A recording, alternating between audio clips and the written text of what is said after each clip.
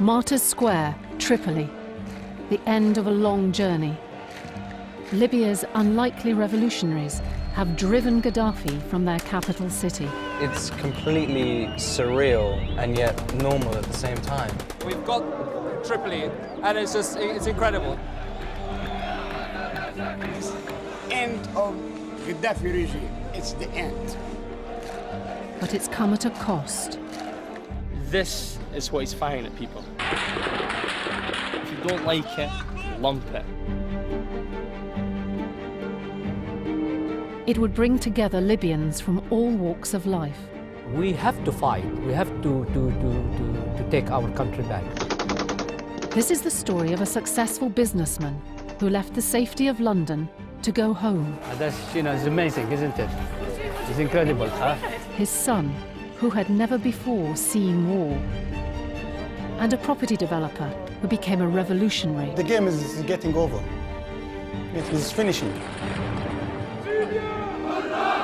They joined a force of thousands of other ordinary Libyans fighting for freedom. We've learned something, that a bullet that does not have your name is not going to hit you. Some had never held a gun before or come under fire. Every time we get closer to Tripoli, I feel like that my time is coming. I'm never going to see Tripoli again. The road they all share leads to the same place and the same hope. To free Libyans from 42 years of Gaddafi's tyranny. It does feel like we're close, and this is it. This is the end. But the end game is going to be drawn out as long as he can.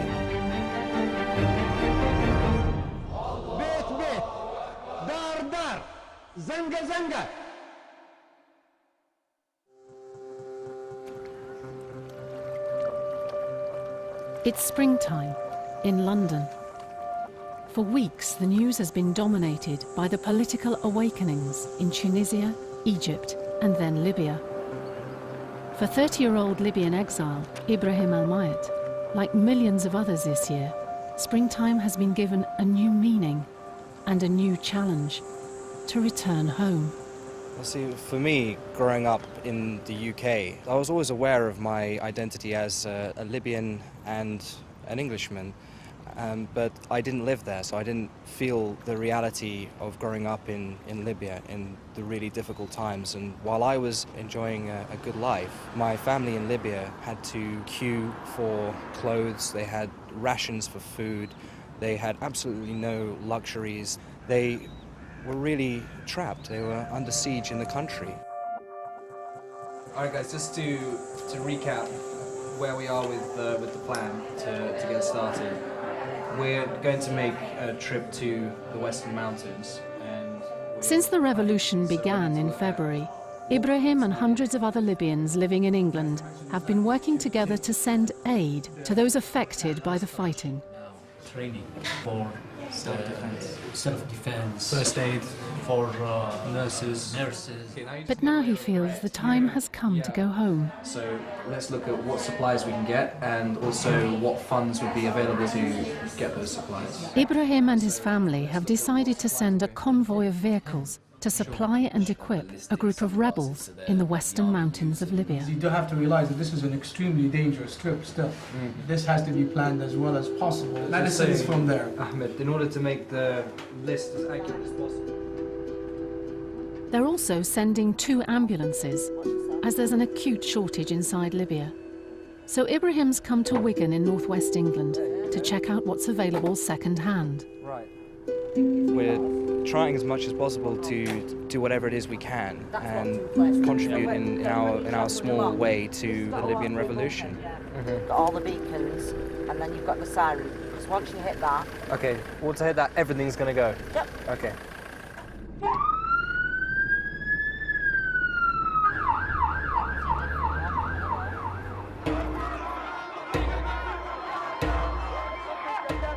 Every story of exile is unique. But for Libyans, theirs has been written in the same hand. That of their leader for the last 42 years, Colonel Muammar Gaddafi.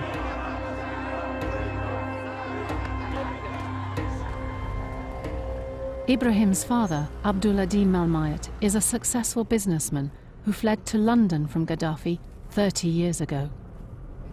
I am Tripolitanian. I left in Tripoli. My father and my grandfather are Tripolitanian. We lived in Tripoli. Gaddafi, he took my house. They took it by force. He took everything from us. He has very, very ugly family, really. All of them, they love blood. And I want them to go away. Gaddafi pursued Abduladim to the UK. In the 1980s, he sent death squads to assassinate dissident Libyans living in London. The type of targets are clubs and restaurants used by Libyans and those members of the Libyan community who will themselves recognize that they are at risk. He was hunting Libyan outside the country. Was my wife with me? We were having dinner here in London when we walked out from the restaurant, they came 6 people and they started hitting me. And he made a big damage to my face and to me, so that's what happened. Abduladim escaped with his life, but was left injured and permanently scarred. But now, more than 30 years on, the new revolution on the streets of Libya's second city, Benghazi, requires exiles to ask questions about who they are and what part they should have in their country's struggle for freedom. The people have found their spirit again, and they've woken up from the coma of the Gaddafi years. So do you feel part of that? I am part of that.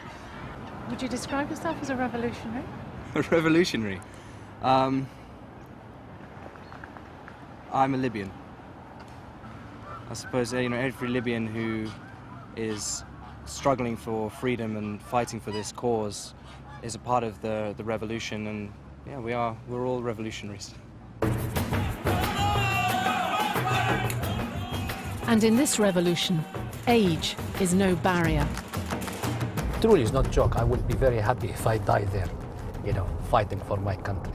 I don't like to see my sons dead, but it is very nice to go and fight, and I will. If we successfully liberate Tripoli, it will be fantastic. I hope I can get back. I want to go back to my house.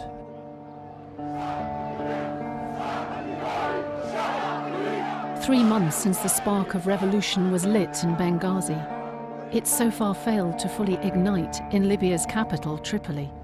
From the outside, it's beginning to seem that Tripoli will never fall.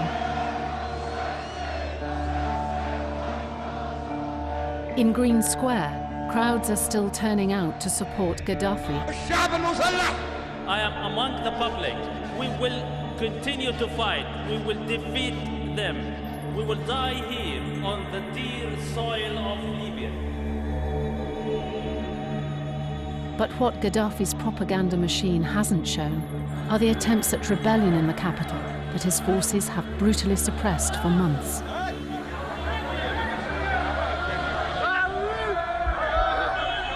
One of those behind the rebellion was Abdul Basit Issa. He gave up his job as a property developer in the UK in February and went into Tripoli as a revolutionary. Now back in London, he's meeting secretly with the Al-Mayats. I entered Libya on 16th, just before the start. And we start demonstration there. But it didn't work. They came and they shot us and killed lots of people there. It's all happened in seconds. When they shoot like someone who wants to kill as many as possible. Yeah. Not just to stop the demonstration, no, just to kill. They shot me on my foot, and my brother, he had 52 shots in 2 legs. Injured and hunted by Gaddafi's men, Abdul Basit hid in caves and escaped to the Jabal Nafusa, the Western Mountains, where he again tried to encourage the uprising. This time with more success. We took his pictures and his book, and the people, they came out. They banned his picture, banned his book, and they said, we are under the new government, which is settled in Benghazi. We're all one family. Now, 3 months later, he's established a base in the mountains with a group of fighters who've been living in the UK. Abdul Adim is providing funds, and he and his eldest son Ibrahim have decided to go to Libya to join the battle. What can you tell us about what's going on in the Western Mountain region and the Tunisian border? If we start from Tunis, any electronic equipment, they stop you and not allowed to take it with you. I want to ask something. They're working out how to get the convoy of ambulances, a pickup truck, plus aid and equipment through Tunisia and into Libya's Western Mountains. The border area is still hotly disputed, with both sides in the conflict trying to get supplies into their fighters. Gaddafi, I think he's got lots of his people around Tunisia, and he paying them lots of money, and he paying them gold.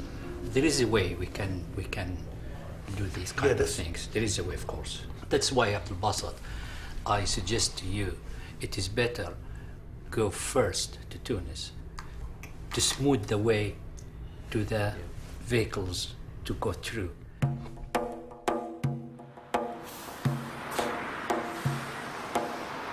In the back streets of Manchester, a taxi driver and his family are also preparing to join the revolution.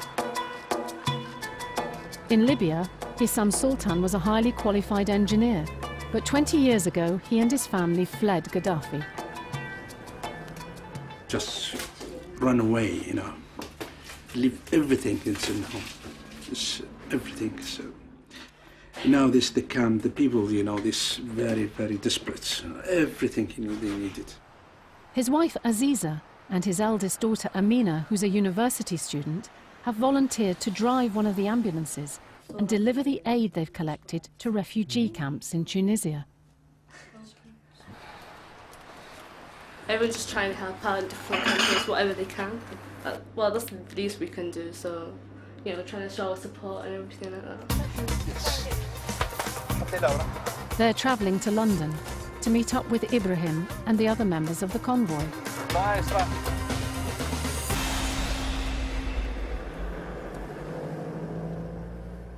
Later that night, Ibrahim and his brother Khaled meet the London coordinator of the National Transitional Council, Juma El-Gomati.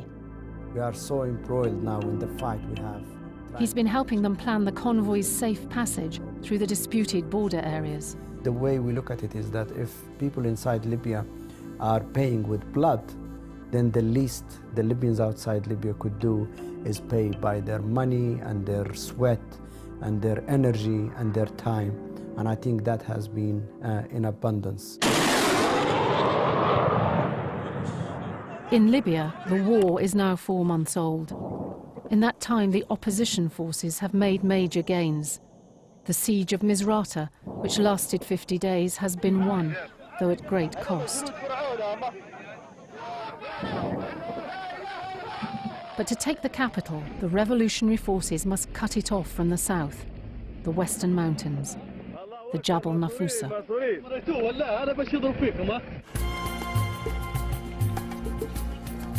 In England, the convoy's almost ready to go. Yeah, I know, we're late, but... What? Is that your dad? Yeah. Are you all right? Yeah, he's telling us we're late. Another Libyan aid worker, Saad al-Mughrabi, has volunteered to drive the second ambulance. The last recruit to the convoy is Mohammed al-Jami, who will be delivering a pickup truck to the revolutionaries. It's diesel, this guy, right? Yeah, you're half. It's been donated by another Libyan exile. It'll be fitted with a gun or rocket launcher for the makeshift army fighting to overthrow Gaddafi. Yeah, here's perfect, here like this. Okay, buddy, listen. I'll give you a call later, okay?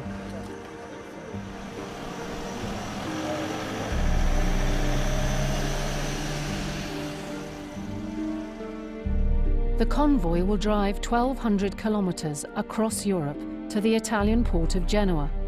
From there, they'll take a ferry across the Mediterranean to Tunisia, which is also unstable following its revolution. Then they'll drive south to enter Libya's war-torn Jabal Nafusa. عاش الطنغازي والبيضة وجدبية وعاش الزنتين عاش المرجو عاش الدرنا والزاوية وعاش البطمان عاش الطنغازي والبيضة وجدبية وعاش الزنتين عاش المرجو. That truck is awesome. Like, every time I look at it, I like it more and more. It's a cool vehicle, and I hope we get it all the way there, actually, because when it gets there, it's going to have a gun loaded on the back and it's going to go into battle.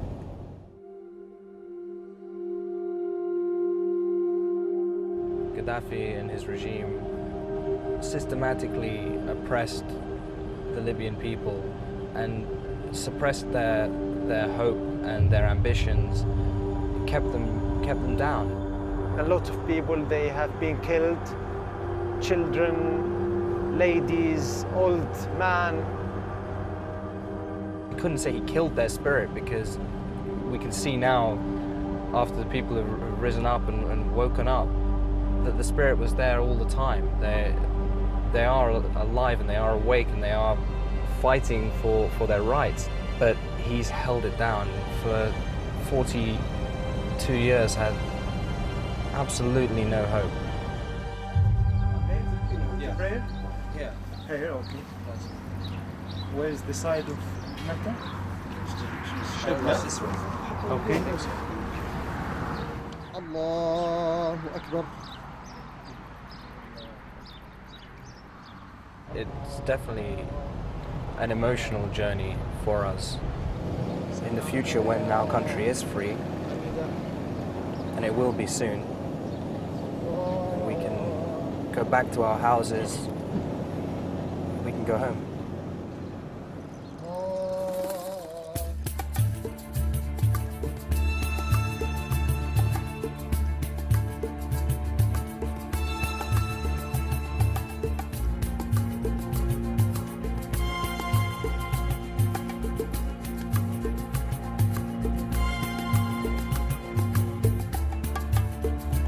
Hi, Sam.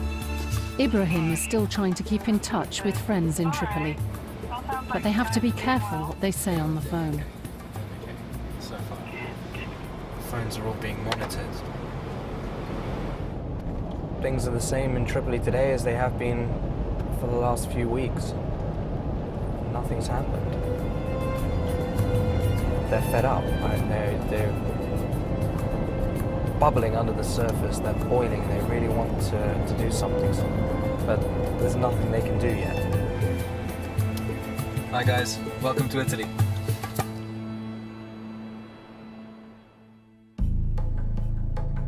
In Tripoli, 4 months into the revolution, the capital city is under virtual siege. There's no internet and no way out without official permission. But hundreds of would-be fighters have been making their escape from the capital. They're now in training camps in the Western Mountains, where they're preparing for the final assault on Tripoli.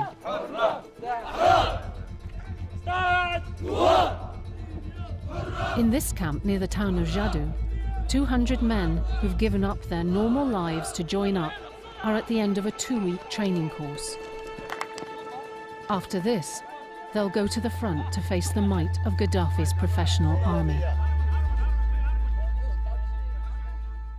Abdelraouf Guela, an engineering student, and his best friend, English teacher Rabia Dehan, left their homes in Tripoli in May. I believe I still need more. They joined up with Rabia's brother, Sultan, who's been injured in training. I still remember that day, and I was at his house, the time where Tunis and Egypt, the revolution was starting. And I was telling him, do you think that our people will do something, Libya? Yeah. I remember I said, no way that's going to happen in Libya. Libyans are too relaxed to have something like that. These young men will join the newly formed Tripoli Brigade and fight alongside other groups like Abdul Bassett's to make up Libya's revolutionary force. We got the light weapons mostly. We've got the AK-47s and the machine guns and some of the rocket launchers, Hound launchers and different kinds of medium weapons. And we have 3 different tanks here. BMB is one of them. And we are getting used to how to use them. If those are military secrets, I don't know you. No, they're not.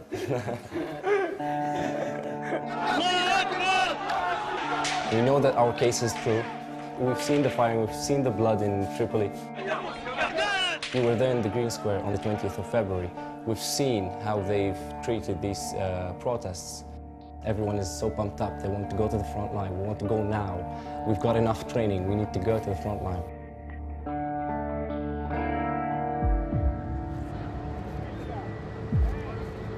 "2,000 kilometers away from Libya's front line, Ibrahim's at the Italian port of Genoa, boarding the ferry to Tunis.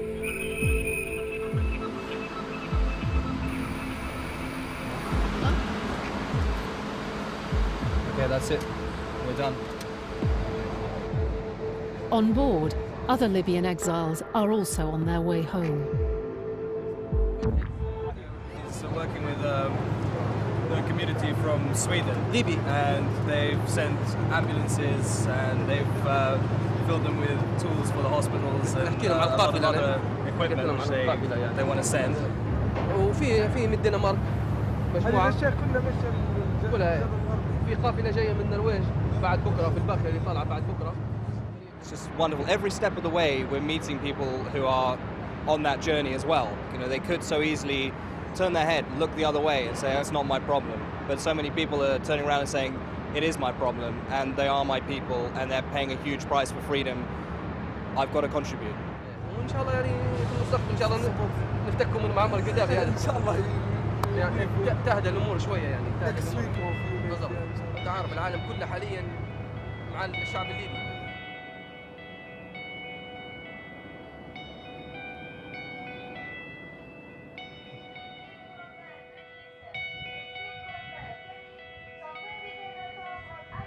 Libyan people are doing this.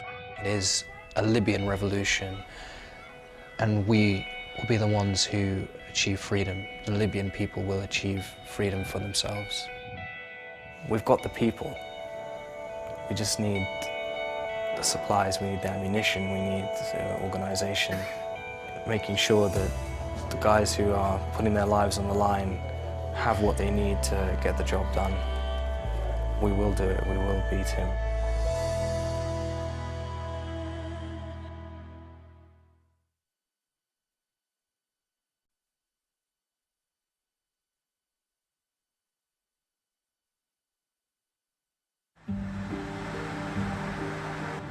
Ibrahim Al-Mayat and a band of exiles from the UK are on their way with a convoy of aid and supplies to join the revolution in Libya.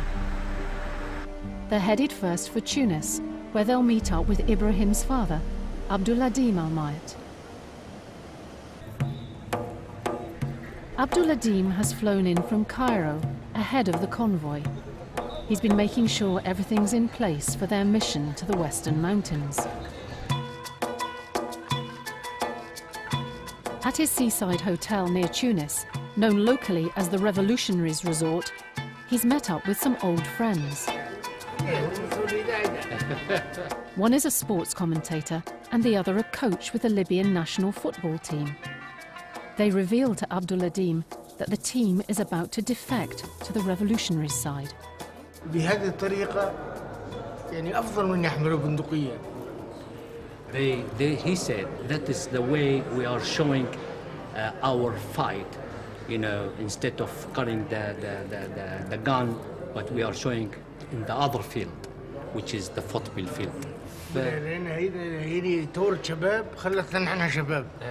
He said, this is the young people revolution, they blow on us the spirit again, you know, and we are young people, so, you know, young people in our heart, you know. نحن نفعل ما لم نفعله قبل 30 سنة. We do what we didn't do 30 years ago.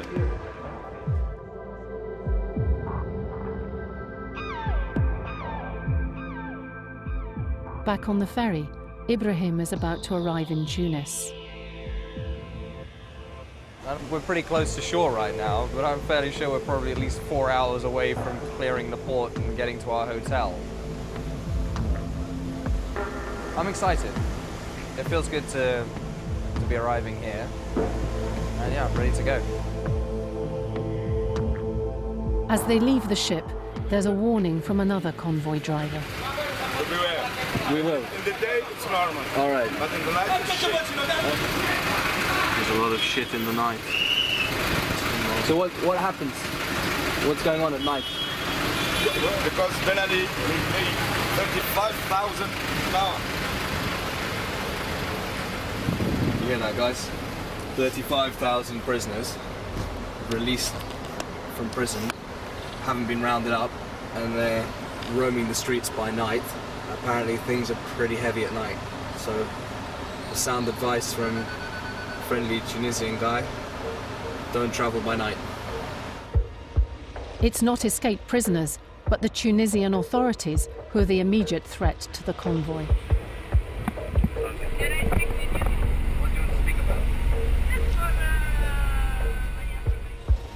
They want to know why they're going to Libya. Unhappy with Ibrahim's answers, they threaten to confiscate the car. It was a bit touch and go, actually. They were waiting for us. They knew our vehicle, our faces, everything. They came straight to us and said, "What are you doing here?" Right? Fury has given way to relief that we're just out of that place.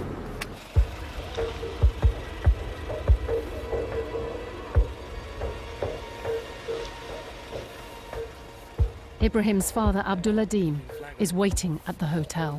What do you want? Hello, everybody. Hi. I think we're now registered and being watched. Really? They were waiting for us at the port. Next day, they're heading south again, through Tunisia and towards the Libyan border. It's the first time Abduladim has led the convoy. And with events in the mountains moving fast, he wants to get there as soon as possible. You need to slow down. We've lost Saad. Really? You need to slow down. If we slow down, we are never got there, you see. I can't, it's impossible to drive 65 miles an hour.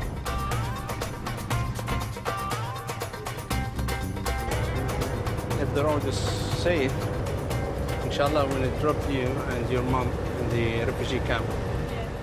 Amina and Aziza are leaving the convoy at a refugee camp on the border with Libya. I'm just waiting to like get to the camps and start doing stuff that we plan to do. Entertain the kids over there, books like a little small library for them, and we might do a little small prayer room for the women where they can come and like sit together, pray together.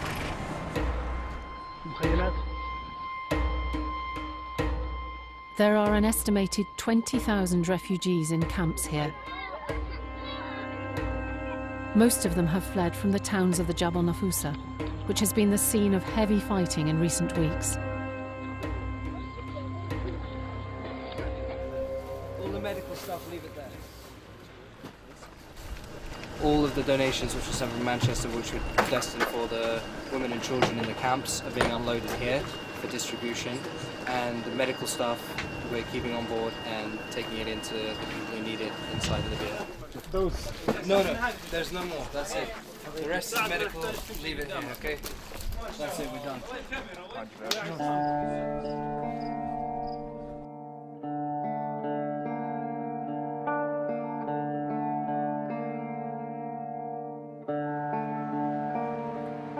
Next morning, Abduladim meets up with his contact Osama, the go-between who will get the convoy across the border into Libya.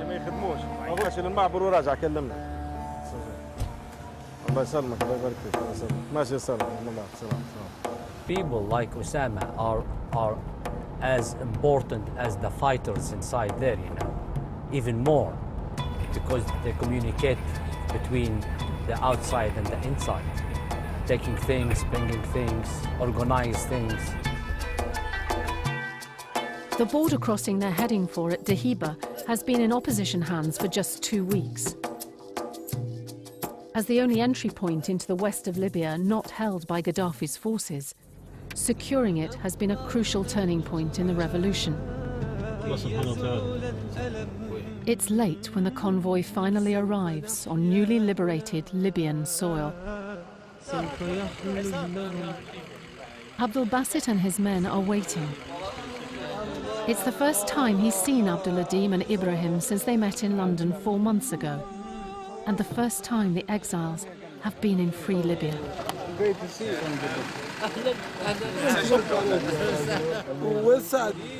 They're just getting the ambulances through, they're just over there. There are signs everywhere of the recent battle for the border crossing. Those are the missiles.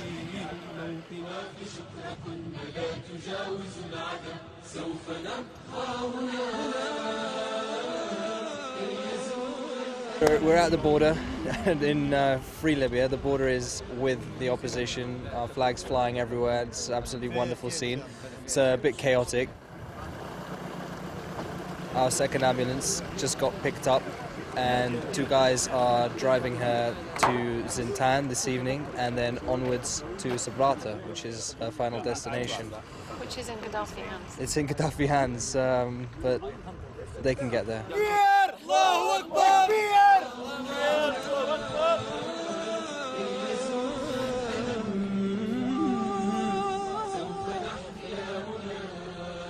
It's too dangerous to stay overnight near the border. The area is still being shelled by Gaddafi's forces. They decide instead to get something to eat and drink before going on. Who wants Nescafe? Who wants Nescafe? Nescafe. Anybody Nescafe? Yes.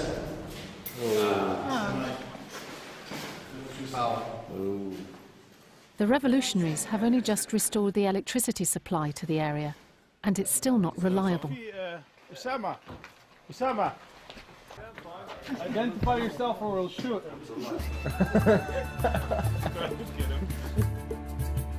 There's still 100 kilometers to go to the men's main base, along the deserted and unsecured highway. It's the early hours when they reach the village of Erhebat in the heart of the mountains, and closer at last to the action. We're right in the heart of the mountains, close to the action. This safe house will be their base for the moment. It's not loaded, is it? Yeah, it's not, of course. Okay. It's, here it is. All right. Looks good. It's good.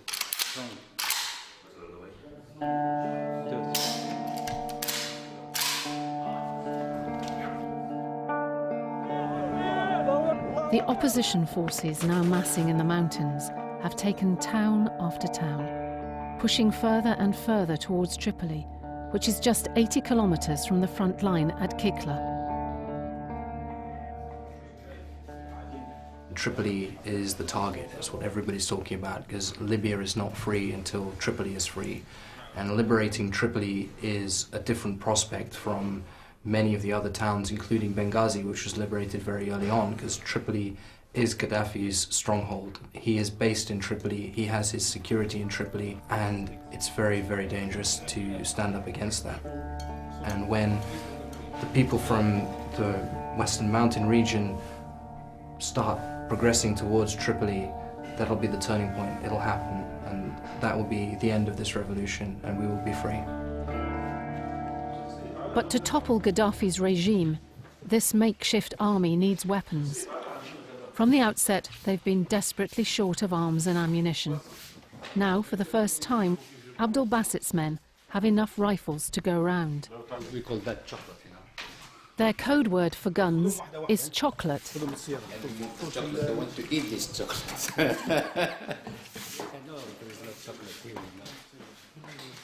There's a Belgian-made FN rifle for each fighter.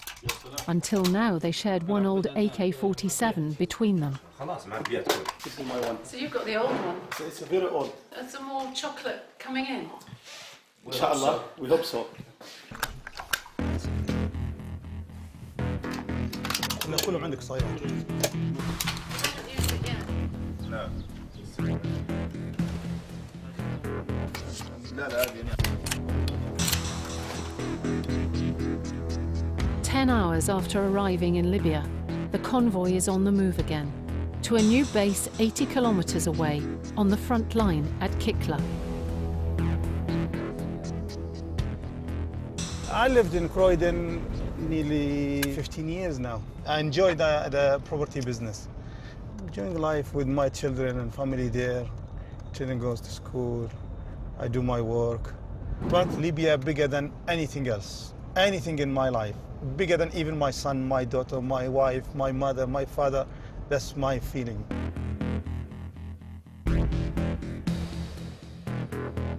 Ibrahim Megarisi, one of Abdul Basset's group from Britain, is driving the ambulance.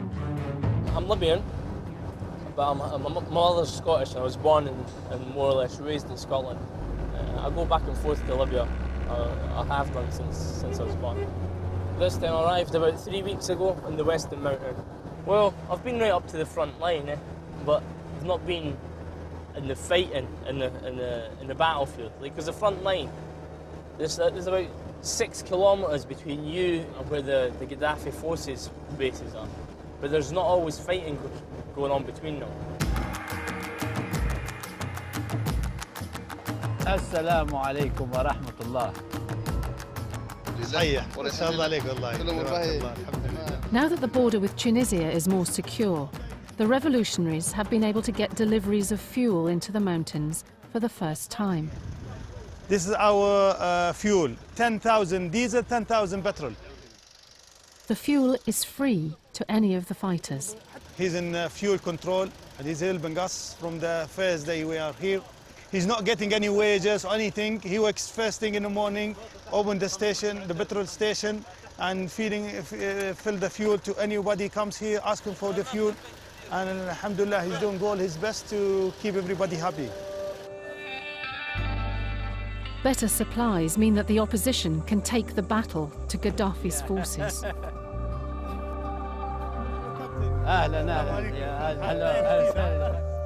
These fighters, who've been in battle nearby, say their forces are moving in on Tripoli.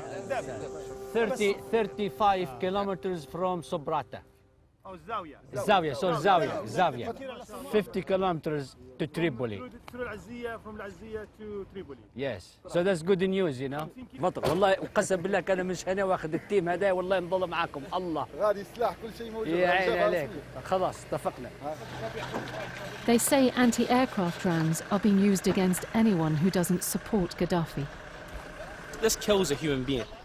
That kills a human being. This is from a gun, an AK-47, which was meant for humans. This is what he's firing at people. So you can imagine the damage that it causes. It's disgusting. We humans, and we won't accept that. So we just want a decent life. This is what they got. This is what they were met by. If you don't like it, lump it. That was the message. Jordan, that's how we described people. Jordan, rats. The only person that's hiding in a hole now is him. We will cleanse this country of these rats. Street by street, house by house. That was a threat. Zenga, dar.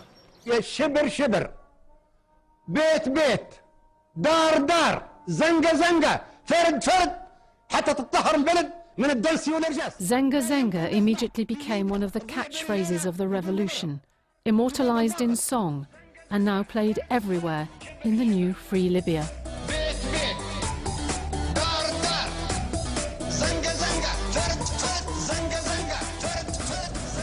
I feel very, like, you know, my chest is open and smell the nice Libyan air. Freedom.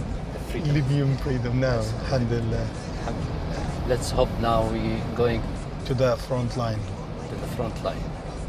And continue going on to Tripoli. Inshallah. And they get the big rat. Yes.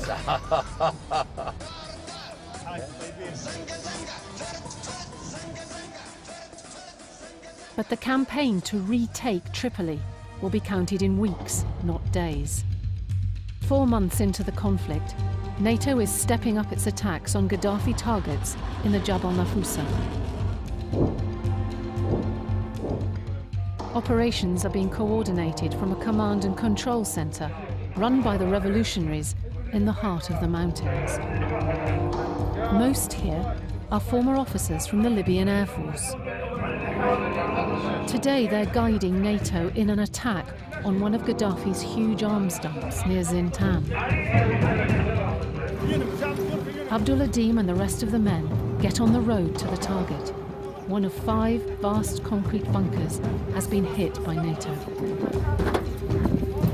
Most of Gaddafi's troops have fled, and they can help themselves to the store of weapons and ammunition. Abdul Basit searches through the stores for supplies.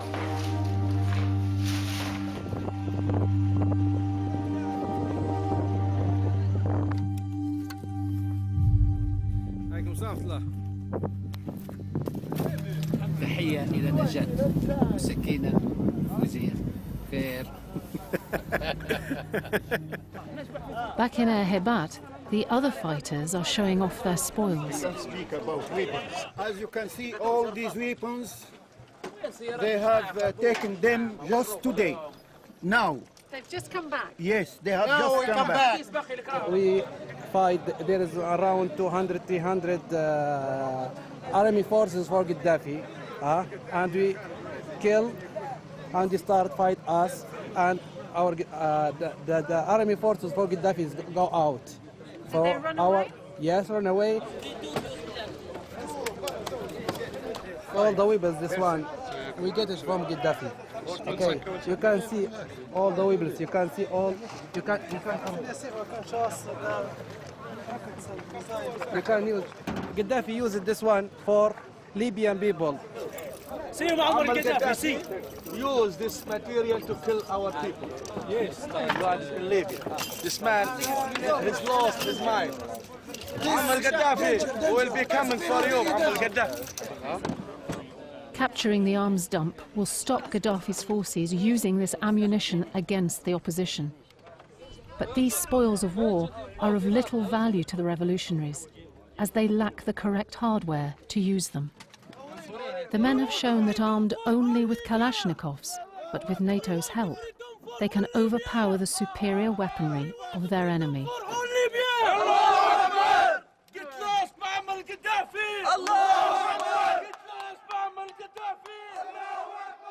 It was just wonderful to see them coming back with, they had a great victory there today, and they captured a lot of arms and munitions from Gaddafi's forces.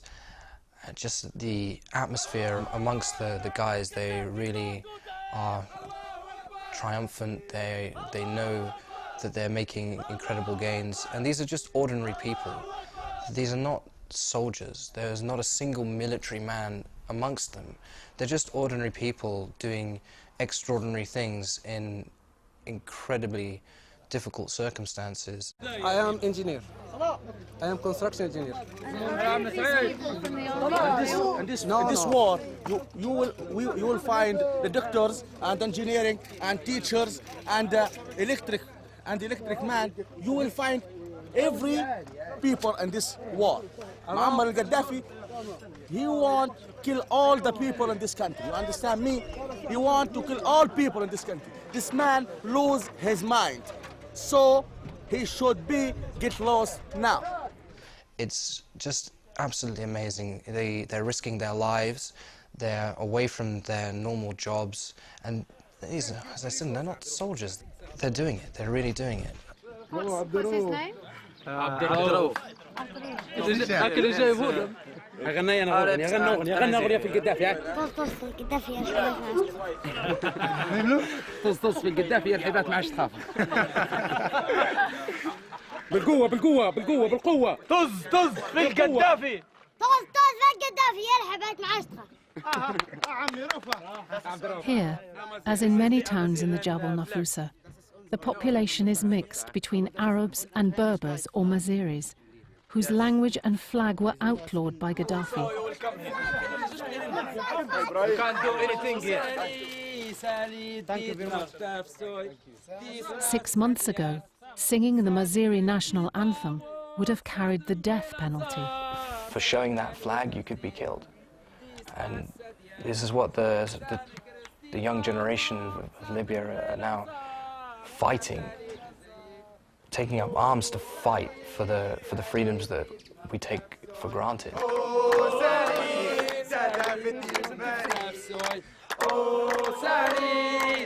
These men will fight all the way to Tripoli and beyond. Not all will come back. In October, this boy's father, Salah Sifal, will lose his life trying to take the Gaddafi stronghold of Bani Walid. That's why they're so jubilant in their expression of freedom, because it's come at a high price. It's a very difficult situation. Gaddafi's target now is to take back Jebel Nafusa. He wants it. Next time on the long road to Tripoli.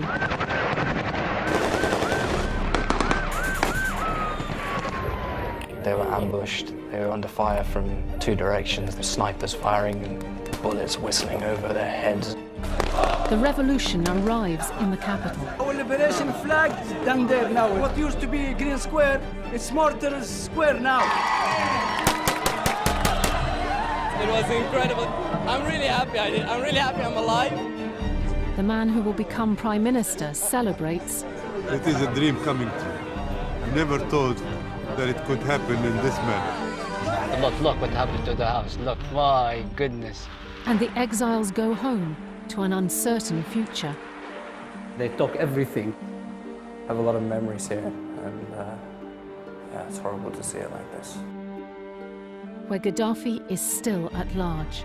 He's on the run, he's desperate, and he's a vengeful mad dog. Doesn't want to leave anyone alive.